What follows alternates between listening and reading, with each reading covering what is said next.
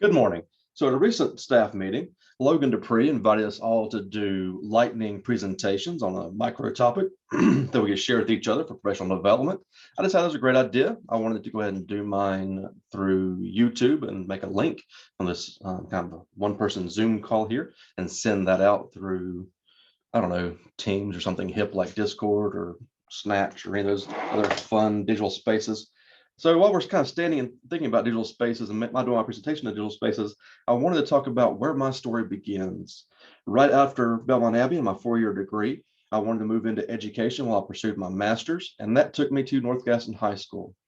North Gaston hired me in September to be a distance learning facilitator. They had installed a distance learning lab that year over the summer, and the facilitator they hired did not make it a month before she quit. She actually begged them to let her be an English teacher because that'd be easier than being a distance learning facilitator. I had a background in theater. I had a kind of a strange long background anyway. And so I had this background in theater. It made me a better candidate. I understood the technology to some degree. And so I was a distance learning facilitator.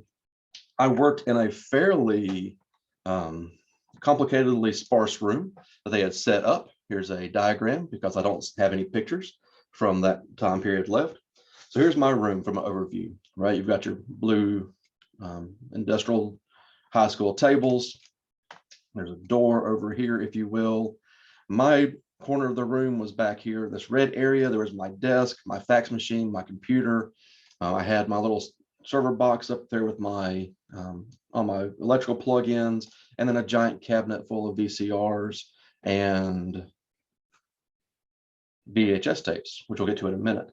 But this room was set up for synchronous learning. When we were starting the distance learning in Gaston County in the early 2000s, synchronous learning was the way we wanted to go. And so they set this room up so that we could have a teacher at one school, which would be behind this podium at the front of the room by this whiteboard here. And the teacher could stand there with a body mic on, and one of two cameras could see the teacher. If the teacher is at the podium, which is highlighted as this triangle, the teacher has the body mic, which is the little black mic, was on their lapel and was facing a camera on the back wall behind them. They were also facing a giant television back there, as well as their own class. So they had students in the room here at North Gaston. They also had students at Cherryville, Bessemer City, in East Gaston, sometimes South Point, never Highland. So sometimes we were receiving school. We'd have a teacher at East Gaston teaching a class, and then this would be a receiving lab at that point. There were three television sets, giant television sets in the room. They were too low. These big, heavy tube TVs were, so we stuck them on rickety tables to get them up high enough that the students could see them, which is a great line of sight idea. May not have been the best OSHA idea. I was always concerned fire code was going to get us. This one nearly blocked the door anyway. But the giant television sets showed the other schools. Sometimes we had as many as 4 schools in one synchronous call, and you could see those 4 schools on those television sets. I could do a picture-in-picture kind of thing where we could see all 4 schools and tiles, or I could switch it to, because I was running the controls as the facilitator, I could switch it to one school at a time, picking which school I wanted to look at. That was important for classroom management and discipline because every lab had a facilitator like me, but the teacher was only at one school at a time, clearly. And so the teacher would want to watch Cherryville, watch Bessemer City, look at the other schools and decide if they were paying attention or not. Sometimes they could call on them directly. They had the class rosters for all of the classes and could call on people by names across the county in real time and be responded to in real time. One of the reasons that worked is because there were actually 2 cameras. There's a camera on the back wall that was shooting toward the teacher. There's also a camera on the front wall that then was looking toward the classroom. So in our classroom at North Gaston was speaking, whether we were the sending school or receiving school, when a student was speaking in North Gaston, I could switch to a camera that showed that student. These cameras were on remote controlled swivels, and they had almost complete view of the room from either direction, and were on swivels, and I had a remote control so that if a student was talking here, I could zoom in on that student's face. If another student spoke from the other side of the room, I could pan over, do a wide shot, do a tight shot, do a 2x2. I could do what kind of camera angles I wanted with these 2 cameras. We eventually moved the teacher's podium to the other wall, which gave me a nicer field of vision for both cameras, so I could have left and right, and made seeing the whiteboard a lot easier and took some of the glare down. We were constantly fighting glare from the fluorescent lights. The teacher had a body mic on, which meant the teacher could actually go anywhere in the room, and me and that camera and his body mic or her body mic always meant that everyone around the county could hear them and see them at all times. The reason that the previous facilitator quit suddenly, because she thought it was too hard, was because the equipment took a little while to work out. It was a lot of bandwidth on the servers across the county at the school, had to get a dedicated ping. It was a whole thing that I don't want to get into technically. And it crashed. When it crashed, I was responsible for getting the lab back up and keeping instruction going. So I always had the full set of daily lesson plans. And while I was trying to troubleshoot why the computer failed, I also had to continue the instruction in real time with the instructor offsite, if they were offsite, so that essentially looked like I was teaching a unit of sociology or history while also trying to reboot a computer, which was fun. The facilitators also did all the grading except for special projects and just kind of weird case scenarios. We had all the answer keys, all the essay grading. We did all that in-house ourselves for our students. And the final grades were kind of overseen by the instructor of record. Distance learning was a good way for the early college classes in the Huskins program to get into Gaston County schools, because we had teachers on staff that could also double as adjuncts. We had former Gaston College professor Don Lawrence that actually was teaching high school history at the time, and so he could teach college classes at North Gaston and beam them out across the county to everywhere but Highland at that point. It was a great way to pull resources. It was a great way to have electives at one school that other schools did not have and share them so they had equitable resources. I wanted to talk about the distance learning time. I did that for a few years, finished my master's degree at night because there was no lesson planning. And then they eventually asked me to take an English class over when another instructor retired suddenly because of health reasons. They wanted me to take her class over, and I actually taught her class via sub, making the lesson plans, doing all the work, and ran the distance learning lab for the end of the semester, and then switched over to being an English teacher and used my master's degree. So that's made my parents proud. But this is an interesting setup. One of the weird kind of things that you can tell is the early 2000s setup. We were, live and synchronous. We were also recording these classes tape day by day, tape by tape, class by class on VHS tapes. We had a VCR in that closet and a lot of VHS tapes. Every year I requisitioned several thousand batteries and a couple hundred VHS tapes because I wanted to change that battery nearly every day. I didn't want my body mic to fail on whichever instructor was speaking. And if you used it for 4 hours or 6 hours during a day, it wouldn't make it through the next day. So you had to throw the body mic battery away and cycle in a new one. I enjoyed being a distance learning facilitator. I was quite good at it. I had the right background for it. I'm fairly proud of the work that I did there. I'm also proud that by the end of the year, I was serving on the distance learning committee at the county level. It was me, a handful of high school principals, and a few people from the county office. Mark Haller was steering that to expand distance learning beyond just our synchronous labs. When they wrote the original Gaston County rules for asynchronous distance learning, I helped write those guidelines because I was the county's expert. There's a SACS report from North Gaston that calls me out by name as the best asset of North Gaston because I understood the future of education and was taking them there. I got a back rub for that from a principal. You get shouted out in the SACS review. Principals get really happy. It was a kind of a wild time in my life, interesting time in my life. I like the challenge. I like the evolving technology. I liked watching it change around us and then trying to figure out how to update our lab as cheaply as possible and whenever possible. The small changes, I was always playing on nights and the weekends with what I could do with that camera and where we could move things around. I also want to point out that we had 3 microphones in this room. The company that set these rooms up for Gaston counties had realized that tabletop mics were the way to go for the tables, except that the students would play with them, turn them on and off. I had a mute button. I was supposed to be in charge of the muting the classrooms and the professor or the teacher. But if you left the mute button where the students could reach it, they just play with it the entire time and break the microphones. And so we had table microphones mounted to the ceiling in the center, down the center of the room, had two of them in the center, which gave us a really good field of sound. I also had a soundboard. So if somebody was speaking a little low, I could boost their levels on one microphone or the other, because I had a complete theater style, like 8-channel soundboard, Mackie soundboard. It was a really nice soundboard for what we were doing. I've always been a fan of Mackie soundboards. It's another long story about my life, but we upgraded that a few times. Had enough that you could run a rock band and do a class presentation at the same time. Ask me how I know sometime. But that was my early days in the teaching. I was a distance learning facilitator looking toward the future. And then I moved into high school, eventually finished up that master's, did some post-grad work, wound up moving into teaching college part-time here at Gaston College and at Belmont Abbey, and then moved into full-time here, and a few other things along the way that aren't really important to this story. The reason I want to talk about that lab is because I want to then talk about a class that I went to, or training that I went to over the pandemic. During the pandemic, I went to a training for high flex, or just the whole conference, online conference about online teaching. During the pandemic, it made a lot of sense to go to online conference, especially on the subject of online teaching. It just made sense to me. So North Carolina Community College was hosting that. I went. It was an interesting time. One of the sessions was basically a sales pitch. You know, conferences always have that sales pitch that somebody's funding part of the conference, so they get to tell you about their textbooks or their new inventions or their clickers, their little electronic doodads to make your classrooms run smoother. The sales pitch didn't look like a sales pitch, so I went to the sales pitch. It was about high flex classrooms, which was a buzzword that had been flying around that conference a lot.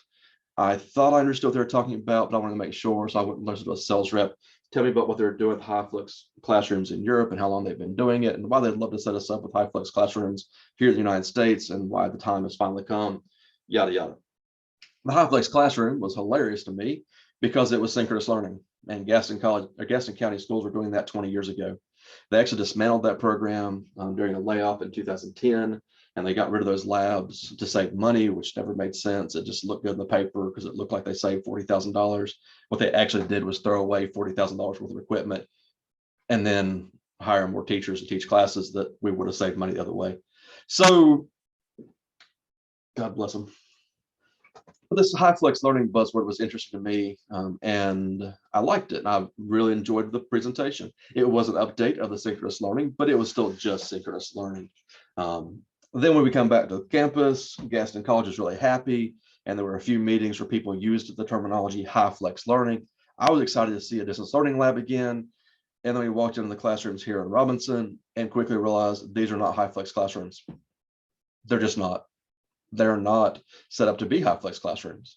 They're set up on some sort of budgetary kind of idea for synchronous learning, but they're not truly high flex synchronous learning. So let's look at this room for a moment. We've been in these rooms for meetings. I know that you've all been in there. You haven't taught in there. If you'll notice, you've got the standard classroom setup of Robinson building. That's pretty standard at Gaston College right now. And then you've got that, computerized screen, keyboard. It's got the small webcam strapped to the top of it with one field of vision. And then the small microphone tucked away in a kind of hidden location, right?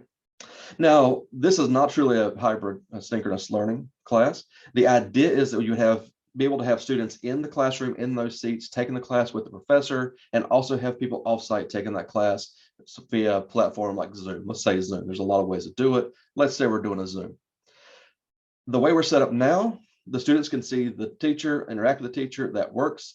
There are students trapped inside that television set that may or may not be able to see the teacher. If we look at the field of vision for that set, because of the way the set is aimed, this is the best case scenario of the field of vision. That webcam actually doesn't have a camera this wide on it, so it's actually narrower than this, but this is the best case scenario. When you're looking at what that camera sees, pay attention to the fact that what it winds up seeing is that one side of the room. What it doesn't necessarily wind up seeing is, of course, the teacher, the whiteboard, anything going on in front of those students. If we return back to the back corner view where there is no camera, Realize that our teacher is probably here. If they are sharing their screen and showing something on the Jumbotron projector that's mounted in the ceiling on the wall, that's great because they can screen share that ideally to the people at home. But if they are writing anything on the whiteboard or showing any other kind of demonstrative piece, they would need to then be standing on the wall by one side, trying to make sure that camera can see it. Having a single camera in a high flex room is a problem because you're not really seeing the whole field of the room. The other major problem is a lack of microphones. When we've done meetings this way, we don't put microphones on the presenters. There's not a microphone at the front station here. There's no good, clear way to get audio off campus. You're getting kind of a tinny, weird, hollow, echoey sound, and that's a problem because that's going to interrupt instruction. But there's also no microphone on the students. So if the students say anything, the instructor needs to repeat it, repeat the question, repeat the comment, and then elaborate. But there's still a disconnect because it feels like it's not as real time as it truly is and it truly should be. To be a high flux classroom and to truly have a synchronous environment, we would need to have a body mic or some other kind of handheld mic or station mic at a central teaching station if we want to trap the instructor at the teaching box, the same way we trap preachers in pulpits to get them behind microphones sometimes. Some kind of microphone on the instructor, so the instructor always has good, clean audio. We'd also need to have good mics on either the tables if we trust our college students not to just poke at them and break them and tear them up, or we would need to do some choir mics from the ceiling or table mics upside down from the drop ceiling. We have some mic options, but we'd also then need a soundboard system that would allow us to adjust the audio. So if someone from the Zoom said, you know what, I think the table back there's a little hot, that person's up there shouting, I can't hear the front of the room, we can then select and then mute independently so that when students are asking questions in the room, we can unmute them. When they're not, we can remute them so we're not getting garbled white noise off that microphone, and we're getting cleaner audio then from our professor. So we need, at minimum, sets of microphones, a halfway decent soundboard, and probably at least one more camera.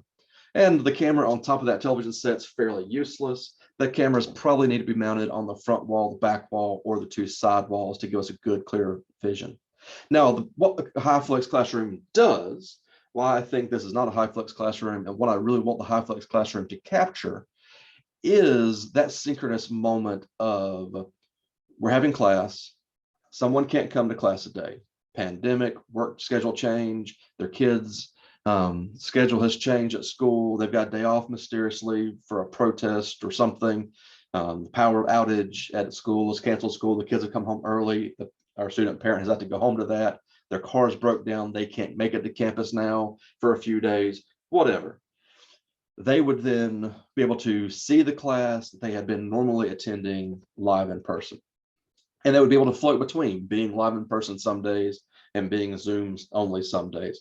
And they should have complete access to that, being able to Zoom in some days and being live in person other days as their schedule needs it to be, allowing them to truly adjust for their schedule. They should also be able to do everything via Zoom that they can do in the classroom. So if you are wanting your students to answer questions in the classroom or have a discussion in the classroom, the Zoom students should be able to do that as well. They should have clear enough audio on their end that they can hear the questions, respond to the questions, have their face being shown if that's a classroom expectation for you, have an avatar if you're fine with them masking their background so that you're not seeing into their life and naked family members in the background, which makes a lot of our students embarrassed to turn their cameras on because of what their background looks like for economic and reasons outside of their sociological control. We have to be mindful of that, which is why I never have my students forced to turn cameras on, and I wind up teaching the black boxes and just sound like I'm teaching by myself in a room, which is weird. But there's an advantage having labs offsite for them to go to. But they need to be able to do everything that they can do in a class, which also means they need to be able to work with other students. So in a high flex situation, you could put your students in groups, and the groups would not have to be Zoom group and 4 groups in the room. You could put one Zoom person in each of the groups in the room. How would you accomplish that in a Zoom platform? I think we're all familiar with Zoom, so let's just stick with Zoom for a moment. The easiest way to accomplish that is everyone in the room has a laptop, either a laptop lab or a computer lab. So this entire thing up in a computer lab to begin with, so that when students come physically to your class, they are logging into the Zoom call. No microphones, no video needed at that point, because the room has them covered with both microphones and video. But they've got the chat log at that point. And if you break them into group work, if you want them to collaborate, they can then chat and break off into Zoom rooms, or you can break them off into Zoom session rooms, so they can then turn their audio and video on independently and have complete movement that way. In a true HyFlex classroom, you can do everything that you could do in any other classroom in a traditional, if we're still using that word, physical sense. It's just now being captured in the room and off-site. Also, that means that everything that you do in class is being recorded. Everything you say, every dirty word you slip in, because you don't think they're listening anyway, the jokes you make in the middle of class just to see if they're paying attention, are now being recorded. Keep that in mind. But the advantage to that is, let's say someone's sick, someone can't make it, someone's wife is having surgery because their back's messed up and they don't really know how long her rehab's going to be, but your student comes to you after class, is apologetic, says they're going to be with their wife in rehab for a few days, trying to get her back on the mend, and would like to be able to watch the classes. May not be able to come Zoom in at that class time at 11 o'clock when the class meets, but because you've got an archive, because your Zoom or whatever platform has recorded it and you've made your archive available the same way we do for any type of synchronous class in Zoom spaces, then you've got an archive they can watch, they can see the full class interaction and have a better representation. And it works much better than a VHS tape. Trust me, I've been there and done that. So I wanted to do kind of a quick look at what a HyFlex classroom really should be. To meet that definition, there's a lot of jargon flying around with synchronous learning and asynchronous learning right now. I like those two terms because they really are descriptive of the class expectation. They don't talk about the class platform, the class technology. Synchronous just means we're doing it together. Asynchronous means that there's a lot more flexibility and time constraints. Is that all online in Blackboard? Is it in Canvas? Is it in Zoom? Is it, in Discord? Are we going to do the entire class in Second Life? I don't personally like the term virtual communities or virtual learning communities in the modern day, but it's my personal hang up, and I get that. But because I remembered when virtual learning communities meant you were using Second Life to have your class. Everyone had an avatar, everyone moved through their virtual space. There was a time about 2005 that people were writing articles about virtual learning communities, and they were doing history classes in World of Warcraft. Everyone had in their own dorm rooms at a university, were creating their avatars in the first of the class, and they were going to lectures and labs in World of Warcraft. I've also seen that happen in Minecraft, especially for architecture classes and some globally aware classes. They love Minecraft because you can build the cathedrals, you can build the landscape in a very rudimentary kind of way and let them manipulate through that space. If you really want to build into that sort of virtual environment. And virtual doesn't have to mean that. There's a lot of other ways to do virtual right now, but to me, it's just a weird term that's meant so many things over the years. HyFlex is another weird term. It'll mean something else in 10 years. But currently what HyFlex I think means, according to the HyFlex experts coming out of Europe that are pioneering this, the companies that are selling this to us, means more cameras, more microphones, and a better learning experience. I love the fact that we do these Zoom possibility sort of HyFlex department meetings. But if you've been on the outside of one of those meetings, you realize that your chats aren't seen by anybody because no one in the room is looking at them, except the other people on those Zoom pieces. You can't chat with a professor that just said something cool that you want to elaborate on or ask about, but you don't have your microphone working or your kids screaming in the back, so you can't right then. You also realize that the audio is crap. It's just horrible. I think in a recent meeting, we're trying to call on Chris Thurley. Maybe he wasn't there. Maybe he couldn't hear the speaker that was trying to call halfway across the room toward a small microphone that sounds like a tin can anyway, and just sounded like a normal mess. Because that's the quality of audio we've got at the moment. The video is usually just looking at somebody's arm or at a blank spot on the wall. and not actually moving around the conversation. And so things we need to be mindful of. We need to find ways to kind of work through that and work around that. And I think the technology exists. It's just a matter of getting that technology. If we're going to use that terminology, we need to use that technology, and use that technology and buy into it for buying into it. But there's other ways to do synchronous learning. Maybe a cheaper option will arise that will win. But HyFlex, if you were curious about what HyFlex is meant and involved is meaning, here's your HyFlex micro lesson. I hope it's a micro lesson. I don't know. It's as fast as I could do it. If you have any questions about HyFlex and synchronous learning, please let me know, because I've got some history to pull from. And I'm always down to talk about the digital edge. I have my comfort spots of where I like to look over the cliff from, but that's a big cliff to jump off of. You want to jump and dive into something neat. So if you have any questions, I'm always willing to talk about it. Otherwise, have a good day. Thank you for listening, and thank you for tuning in. And I look forward to seeing what our other colleagues talk about in their lightning lessons. Bye-bye.